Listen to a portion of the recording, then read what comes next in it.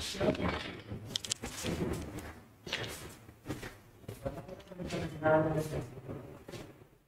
दोस्तों, मैं तनु जसवाल आपका एबीसी एजुकेशन एकेडमी के डिजिटल प्लेटफॉर्म पर स्वागत करता हूं।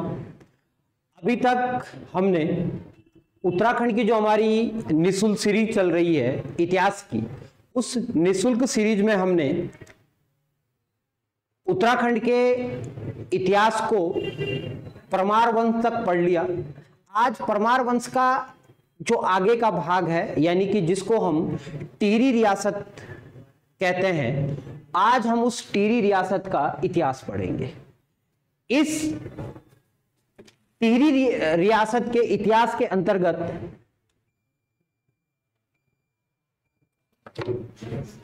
आज हम 3 शासकों का अध्ययन करेंगे, राजा सुदर्शन शाह, भवानी शाह और प्रताप शाह। इन तीनों शासकों के बारे में आज हम जानकारी लेंगे। चलिए आगे बढ़ते हैं सीरीज के अंतर्गत।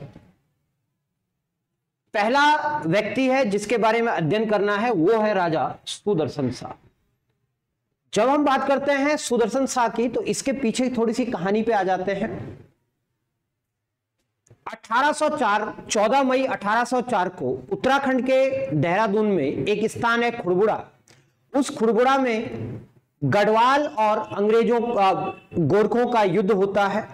उस युद्ध में गढ़वाल की सेना पराजित हो जाती है।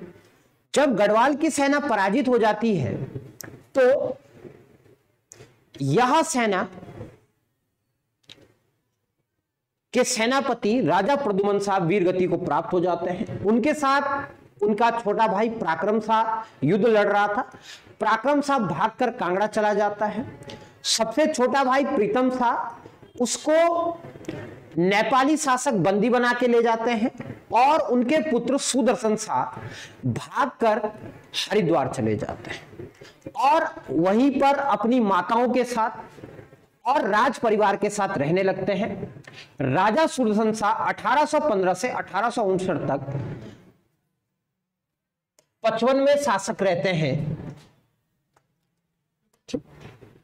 गोरखों के गढ़वाल पर अधिकार करने के बाद सुदर्शन शाह कनखल, ज्वालापुर, हरिद्वार में जाकर राज परिवार के साथ रहने लगे। सुदर्शन शाह ने अपना राज्य पुनः प्राप्त करने के लिए अंग्रेजों की मदद लेते हैं। जब ये अंग्रेजों की मदद लेने जाते हैं तो इनकी मुलाकात एक व्यक्ति से होती है जिसका नाम था हेयरसे। हेयरसे से जब ये मिलते हैं तो वह इनकी मुलाकात बड़े अंग्रेज अधिकारियों से करवाता है, गार्डनर से करवाता है, ऑक्टरलोनी से करवाता है, गिलेस्पी से करवाता है। इन सबसे ये इनकी मुलाकात करवाता है। ऐसी मान्यता है कि हेयरसे ने दून और चंडी परगना राजा सुदर्शन शाह से 3,500 रुपए में खरीदा था, ऐसा माना जाता है। ठीक, कंपनी सरकार से सहायता प्राप्त करके फतेहगढ़ भी गया। ये फतेहगढ़ जाता है सहायता लेने के लिए।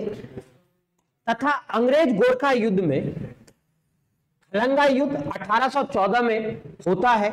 यह देहरादून में खलंगा का मैदान है, यहां पर खलंगा का युद्ध 1814 में होता है।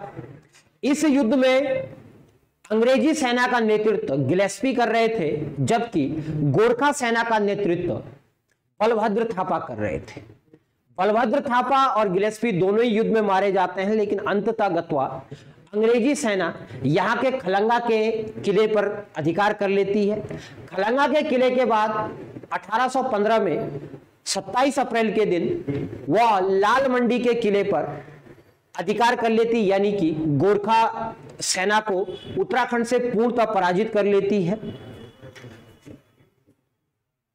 कर्नल निकोलस और ई गार्डनर को अप्रैल 1815 में अल्मोड़ा को जीता।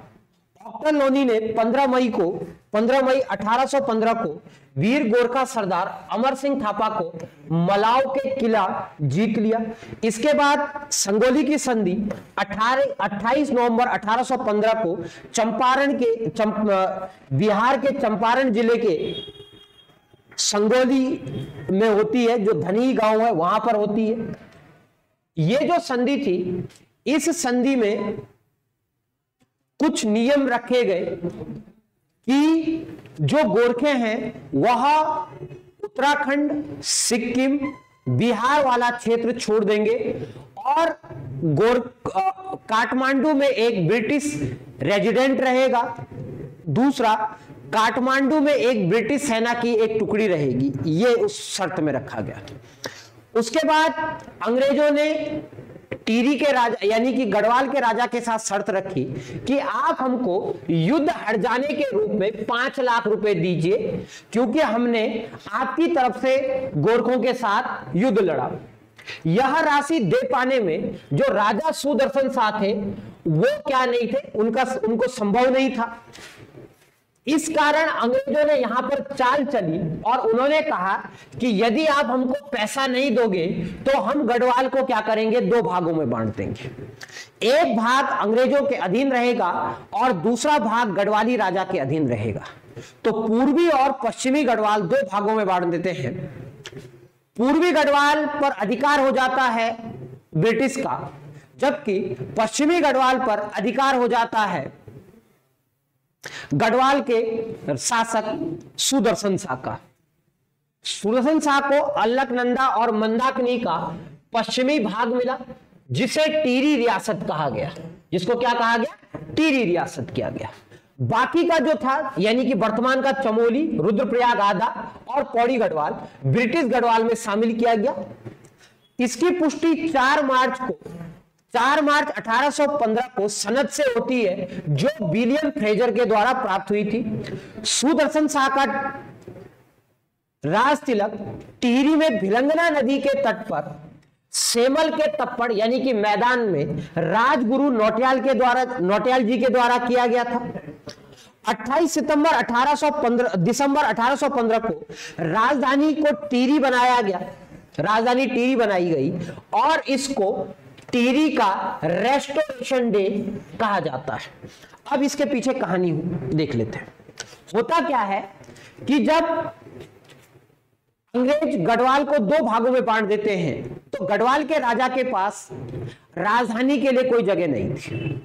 जब राजधानी के लिए कोई जगह नहीं बची तो राजा ने कहा अंग्रेजों से कि आप मुझे हमारी पैतृक राजधानी यानी कि श्रीनगर दे दीजिए, लेकिन अंग्रेजों ने देने से मना कर दिया और उनको कहा कि आप जाइए और नई राजधानी बनाइए। राजा ढूंढता है तो इसके पीछे दंत कथाएं हैं कि राजा जैसे ही टिहरी जाते हैं तो वहां पर बाबा काल भैरव उनका घोड़ा पकड़ते हैं और कहते हैं यहीं पर तेरी राजधानी की खोज पूरी हो जाती है। तो वहीं पर उनकी राजधानी बनती है और 28 दिसंबर 1815 को उनको क्या मिल जाता है, रेस्टोरेशन डे मनाते हैं।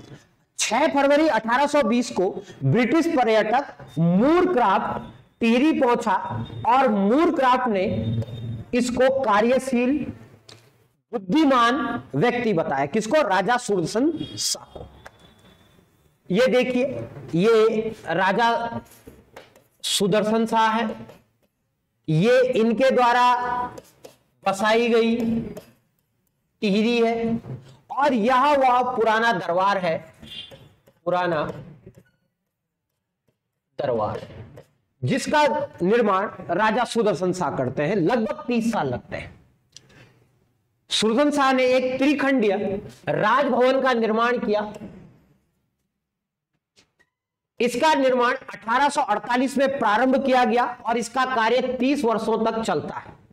इसके पश्चात 1880-81 में यहां पर नया दरबार बनाते हैं कौन, इनके आगे के शासक कीर्ति शाह। गार्डनर की मदद से 1817 में प्रीतम शाह को नेपाल से टिहरी लाया गया और 1836 में निसंतान ही कुंवर प्रीतम शाह की मृत्यु हो गई। टिहरी राज्य में प्रथम जन आंदोलन 1835 में मुआफीदार शिवराम सकलानी के विरोध में किया गया था। अब एक शब्द हमारे पास आया, ये मुआफीदार। आखिर मुआफीदार होते कौन थे? जब 1814-15 में अंग्रेजों ने गोरखों के खिलाफ युद्ध लड़ा था, इस युद्ध में गढ़वाल के कुछ जागीरदारों ने अंग्रेजों का साथ दिया जब अंग्रेजों के द्वारा संपूर्ण उत्तराखंड को जीता गया तो उन्होंने इन साथ देने वाले जागीरदारों को अलग अलग जागीरें प्रदान की और इनको कुछ विशेष रियायतें दी गई कि ये अपने यहां पर कर लगा सकते हैं, ये अपने यहां कुछ विशेष कार्य कर सकते हैं, ठीक, जिसके लिए इनको राजा की आज्ञा भी लेनी आवश्यक नहीं है। ऐसे ही दो जागीरदार गढ़वाल में या टिहरी रियासत में थे। एक था सकलाना पट्टी का शिवराम सकलानी और दूसरा जागीरदार था रवाई और बाड़ाहाट परगने का गोविंद सिंह बिष्ट। तो ये हमारा मुआफीदार। इसके पश्चात 4 जुलाई 1835 को सकलाना और रवाई के मुआफीदारों के लिए निर्णय लिए गए। अब ये मुआफीदार क्या करते थे, इनके ऊपर किसी का नियंत्रण तो था नहीं, तो ये लोग क्या करते थे, जनता को परेशान कर देते थे, उन पर अलग अलग टैक्स लगा देते थे, जनता को मारते पीटते कूटते थे। इसी का विरोध जनता ने किया और बाद में अंग्रेजों ने इसमें हस्तक्षेप किया और उन्होंने बाद में एक आदेश पारित किया कि जो भी मुआफीदार हैं वह राजा के अधीन ही होंगे। ठीक है, तो वहीं से इनको क्या मिल गई, एक स्थिति इनकी सुस्पष्ट हो गई। इसके अलावा 1824 में 1824 में रवाई परगना भी टिहरी रियासत में मिलाया गया। रवाई परगना, ठीक, ये पहले उत्तराखंड टिहरी रियासत के अधीन नहीं था, ये पहले हिमाचल की डोडर कुंवार रियासत के अधीन आता था, बाद में इसको, या रामपुर बुसर डोडर कुंवार के अधीन आता था, बाद में इसको मिला करके टिहरी रियासत में। बाड़ाहाट प्रशस्तियों में उसके यानी कि सुदर्शन शाह को दान मान गान करुणे की प्रशंसा करते हुए सुदर्शन शाह को कलाविदों का शिरोमणि, यानी कि जितने भी कलाएं हैं उनका सर्वश्रेष्ठ व्यक्ति कौन है, सुदर्शन शाह। ये इंपॉर्टेंट है, वह कलाविदों का शिरोमणि किसको बोला गया, तो किसको बोला गया, सुदर्शन शाह को। अब कुछ इतिहासकार हुए, उन्होंने सुदर्शन शाह के लिए कुछ शब्दों का प्रयोग किया, जैसे अजब राम ने इसको ज्ञाता दाता सूरमा कहा, भजन राय कवि ने इसको दृढ़ वचन वाला बोला, भक्त दर्शन ने योग्य एवं प्रजा वात्सल्य शासक बोला, शिव प्रसाद डबराल ने कहा है यह शासक विपत्ति में घबराने वाला नहीं है और संपत्ति पर इतराने वाला नहीं है। सुदर्शन शाह एक धार्मिक, विद्या प्रेमी, साहित्य प्रेमी, कवि, संस्कृत के ज्ञाता थे और इन्होंने अपनी पुस्तकें या अपनी रचनाएं सूरत कवि के रूप में लिखी थी। तो ये क्या है, इंपॉर्टेंट है कि सुदर्शन शाह ने अपनी कविताएं किस नाम से लिखी, तो कवि सूरत के नाम से रचनाएं लिखते हैं।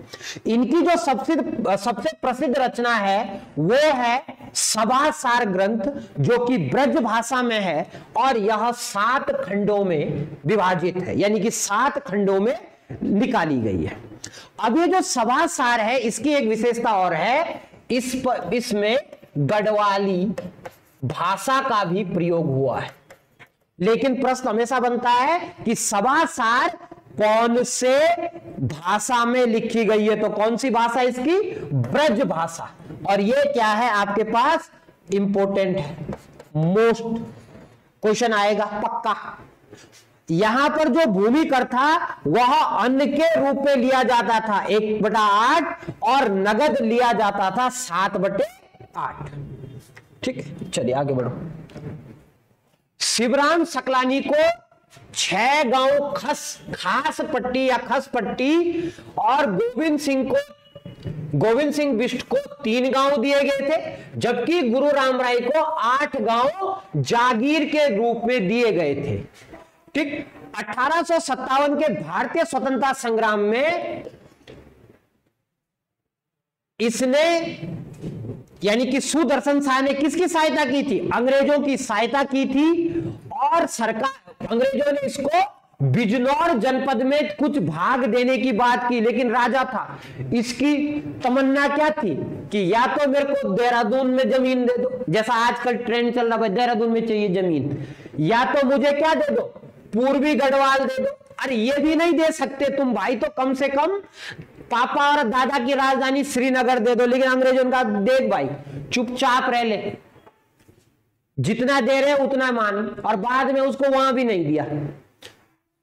तो प्रश्न यह बनता है कि 1857 की क्रांति में टिहरी रियासत का शासक कौन था? सुदर्शन शाह था, यह इसकी विशेषता थी। और यहां पर एक बात और याद रखना, इस समय नजीमाबाद के जो राजा हुआ करते थे, वहां के जो शासक थे बंबू खान, उन्होंने सुदर्शन शाह को लेटर लिखा कि भाई तू हमारी मदद कर, नहीं तो हम तुझ पर हमला कर देंगे। तो राजा उसको उत्तर लिखता है कि ऐसा है भाई, देख तेरे से जो हो सकता है तू कर, मैं तो अंग्रेजों का साथ दूंगा। राजा सुदर्शन शाह ने 1 लाख रुपए अंग्रेजों को युद्ध लड़ने के लिए दिए, और उसके अलावा उसने इनके परिवारों को सुरक्षित भी रखा था।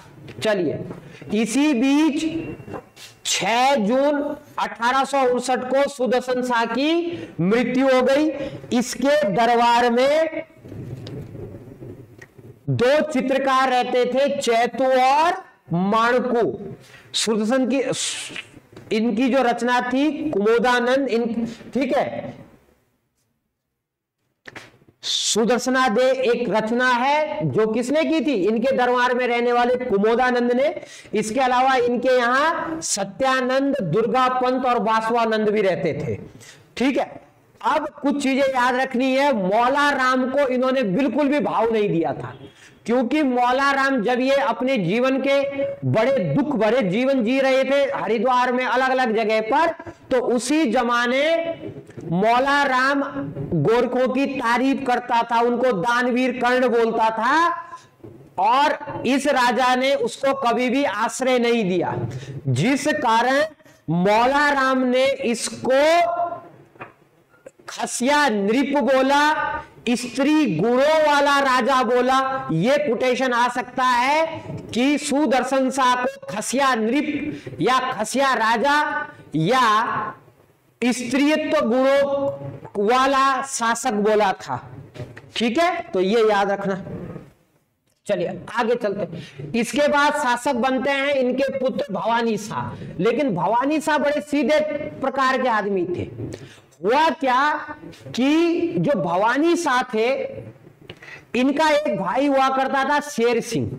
इनकी दूसरी मम्मी थी, मम्मी नहीं चाहती थी कि भवानी राजा बने, तो उन्होंने शेर सिंह को क्या बना दिया? राजा बना दिया। लेकिन यह बात जैसे ही अंग्रेजों को पता चलती है, हेनरी रैमजे को यह बात पता चलती है, तो हेनरी रैमजे तुरंत टिहरी आता है और इस गृह कलेश को समाप्त करके 6 सितंबर 1959 को भवानी शाह को राज्यभार दे दिया गया। ठीक, और 25 अक्टूबर को इसका राज्याभिषेक हुआ।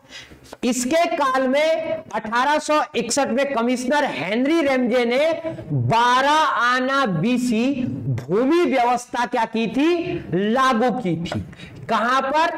अठूर पट्टी में, क्योंकि अठूर पट्टी में कृषक आंदोलन हो चुका था। यहां पर बद्री सिंह असवाल नाम के व्यक्ति थे अठूर पट्टी के, वह टिहरी रियासत में पहला किसान आंदोलन करते हैं, और बद्री सिंह असवाल को सूली पर चढ़ा दिया जाता है राजा के द्वारा, क्योंकि उन्होंने उनका विरोध किया था। ठीक, 1862 में देवप्रयाग में एक संस्कृत पाठशाला भी इन्होंने क्या की थी? शुरू की थी। चलिए आगे बढ़ते हैं। ये हमारे कौन है? भवानी शाह। चलिए, इसके बाद शासक बनते हैं प्रताप शाह। 1871 से 1886 तक 57वें नंबर के राजा थे। यह भवानी शाह का पुत्र था। इसने 15 वर्षों तक शासन किया। इसने टिहरी को क्या बनाया? आदर्श नगर बनाया। टिहरी रियासत में सबसे पहले अंग्रेजी शिक्षा इंपॉर्टेंट है। इसने एक अंग्रेजी माध्यम का जूनियर हाई स्कूल खोला 1883 में। ठीक, अंग्रेजी स्कूल की स्थापना कर दी, जिसको बाद में कीर्ति शाह ने नाम दिया प्रताप हाई स्कूल। इन्होंने बद्रीदत्त पैनुली की सलाह पर 600 आदमियों की एक पलटन बनाई। मैंने कहा राजा हूं तो राजा कम से कम अपनी सेना तो होनी चाहिए, तो पलटन बना दी, फौज बना दी भाई ने। इसने राज्य में प्रथम प्रिंटिंग प्रेस टिहरी में खोली, तो प्रिंटिंग प्रेस भी इन्होंने ले आई। 1877 में इन्होंने अपने नाम पर एक शहर की स्थापना कर दी, जिसको प्रतापनगर बोला, और टिहरी से राजधानी प्रतापनगर क्या कर दी, शिफ्ट कर दी। तो यहां से प्रश्न बनता है, टिहरी रियासत का वह कौन सा राजा है जिसने सबसे पहले अपने नाम पर क्या बनाई था, कोई शहर बनाया था? तो कौन था? प्रताप शाह। इसने 1883 में टिहरी में पहले हॉस्पिटल की क्या की, स्थापना की। ये देखिए राजा प्रताप शाह, और ये वो प्रताप हाई स्कूल। ठीक, इन्होंने जूनियर हाई स्कूल बनाया था। चलिए आगे बढ़ते हैं। 1873 में भूमि बंदोबस्त व्यवस्था अपनाई। भूमि बंदोबस्त करवाने वाला यह टिहरी का तीसरा राजा था। इस भू व्यवस्था को ज्यूला पैमाइश बोला गया या रजिस्ट्री व्यवस्था बोला गया। इसको रजिस्ट्री व्यवस्था इसलिए बोला गया क्योंकि इसमें जो भी भूमि के मालिक हुआ करते थे, जो भूमि के मालिक थे, उनके नाम एक रजिस्टर के ऊपर दर्ज किए गए कि भाई इस भूमि का मालिक कौन है। तो इसलिए इसको क्या कहते हैं, रजिस्ट्री व्यवस्था कहते हैं।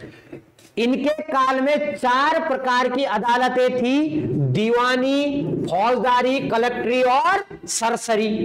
राजस्व व्यवस्था में कठिनाई होने पर इसने राज्य को 22 पट्टियों में विभक्त किया। तो इंपॉर्टेंट आ गया यहीं पर कि टिहरी रियासत को पट्टियों में कौन विभाजित करता है, तो राजा प्रताप शाह। इसने एक एक करदार की नियुक्ति की 1 वर्ष के लिए, और बाद में इनको ही पटवारी नियुक्त कर दिया गया।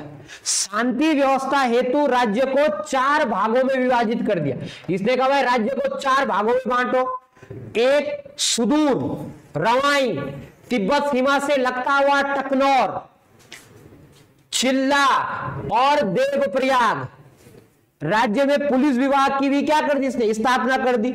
इसने बहुत सारे राजमार्ग बनाए, टिहरी मसूरी, टिहरी श्रीनगर, 2 राजमार्गों का निर्माण किया।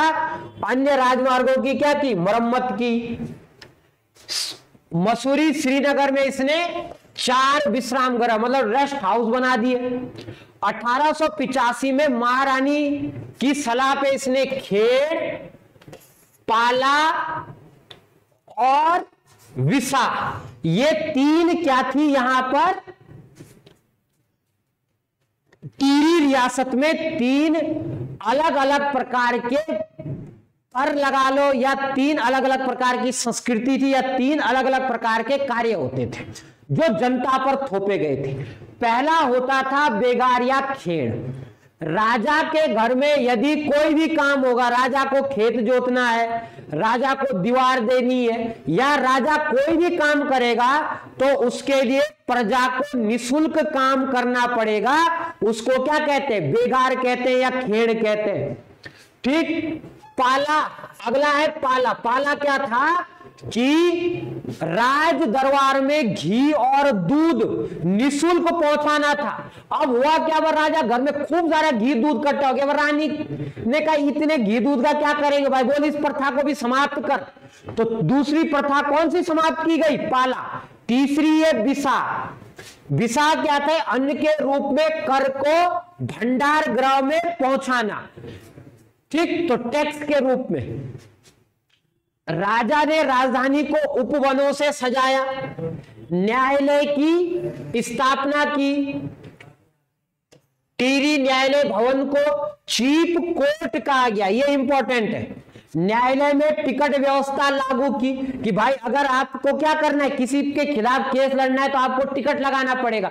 जैसे आजकल आप तहसील में जाते हो ना, तो जैसे आपको प्रमाण पत्र या एक एप्लीकेशन दिखवाते हैं तो उसमें टिकट लगता है ना, वैसा ही टिकट इन्होंने केस लड़ने के लिए फाइल किया था। 1868 में आदेश दिया था कि हीन जाति के लोगों को विक्रय नहीं किए जाएंगे, दास नहीं बनाया जाएगा, दलित दास को भूमि प्रदान की गई। अब देखिए क्या था, उत्तराखंड में दास प्रथा थी गोरखों के टाइम पे, अंग्रेजों ने भी उसको बंद कर दिया था, तो हमारे राजा ने भी उसको बंद करने की सोच ली कि दासों की बिक्री नहीं होती थी। दूसरा क्या था, जो अधिकतर जो दास थे निम्न जातीय लोग थे, अब वो लोगों के घरों में काम करते थे बेचारे, अब उनसे अब वो काम क्यों करते थे लोगों क्या, क्योंकि उनके पास खेती के लिए जमीन नहीं थी। तब राजा ने क्या किया, जो लैंड बैंक होता था, जो राजा की सरकारी जमीनें थी, वो उन्होंने उनको दान कर दी। उनकी रानी गुलेरिया ने कहा था कि भैया पतिदेव आ गई, ये काम करो। राज्य कर्मचारी लक्ष्मो कठेत, अब एक लक्ष्मो कठेत नाम का व्यक्ति था। ये लक्ष्मो कठेत, राजा ने इतने अच्छे अच्छे फैसले लिए, ये हमेशा राजा की तारीफ करता था, लेकिन जो राजा के क्या थे, दरबारी थे, उनको ये काम अच्छे नहीं लग रहे थे, क्योंकि इनसे शोषण कम हो जाता जनता का। तो उन्होंने लक्ष्मो कठेत की भी क्या करवा दी, जहर देकर हत्या करवा दी इसकी। ले भाई लक्ष्मो कठेत जा। चलिए, इसके आश्रय में कवि देवराज ने क्या लिखी, गढ़वाल वंशावली की रचना की। इसकी दो रानी थी, रानी कटौची, उनका देहांत 1.5 वर्ष बाद ही देहांत हो गया था, विवाह के बाद। दूसरी दिन की रानी गुलेरिया, इनको कुंदन देवी कहते हैं, और 3 पुत्र कीर्ति शाह, विचित्र शाह और सुरेंद्र शाह थे। विचित्र शाह का म्यूजियम टिहरी में स्थित है। 1887 में प्रताप शाह की क्या हो गई, मृत्यु हो गई, और इनके बाद जो युवराज थे टीका शाह थे, वो कौन थे, वो कीर्ति शाह थे। तो कीर्ति शाह को क्या बना दिया गया, इनके बाद राजा बना दिया गया भाई। ठीक है, तो ये हमारा टिहरी रियासत का भाग 1, इसमें हमने टिहरी रियासत के 3 राजाओं का अध्ययन किया। पिछली वीडियो के लिए आप प्लेलिस्ट में जाकर के सारी वीडियो देख सकते हैं, जिसमें उत्तराखंड का संपूर्ण इतिहास है। आप चैनल को लाइक कीजिए, सब्सक्राइब कीजिए और चैनल पर कमेंट कीजिए। आपको लगातार हम नई नई वीडियो और नए नए कंटेंट इस YouTube चैनल के माध्यम से देंगे। और इसका मूल उद्देश्य इस चैनल का क्या है कि अंतिम स्थान पर बैठे हुए व्यक्ति को भी मुफ्त एवं गुणवत्तापूर्ण शिक्षा प्रदान की जाए। धन्यवाद।